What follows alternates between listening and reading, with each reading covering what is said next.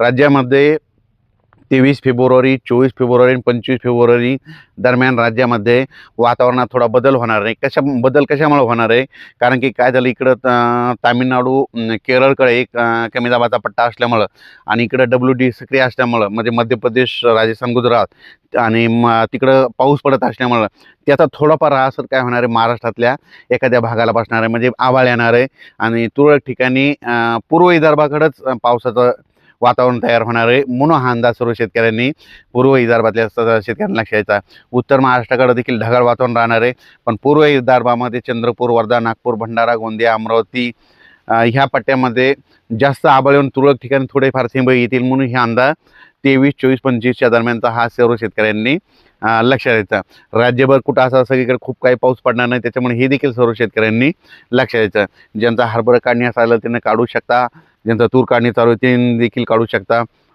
तंबाखूच्या शेतकरी कर्नाटकच्या तुम्ही देखील तंबाखू काढू शकता, कारण की आता सध्या तरी पावसाचं 20-22 तारखेपर्यंत वातावरण नाही.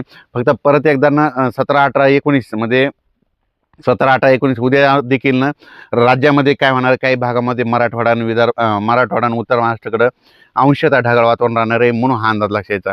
चांगलं ढगाळ वातावरण होईल, काही काही ठिकाणी कुठं थोडंफार राहील, हे देखील लक्षात घ्यायचं.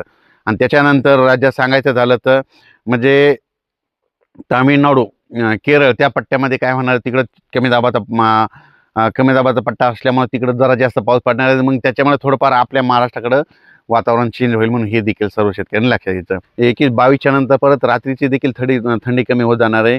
म्हणून हे देखील सर्व शेतकऱ्यांनी लक्षात घ्यायचं. पण त्याच्यानंतर ह्या फेब्रुवारी संपल्याच्या नंतर म्हणजे मार्चपासून चांगलं उन्हाचा पारा वाढत जाणार आहे. म्हणून हा अंदाज सर्व शेतकऱ्यांनी लक्षात घ्यायचा.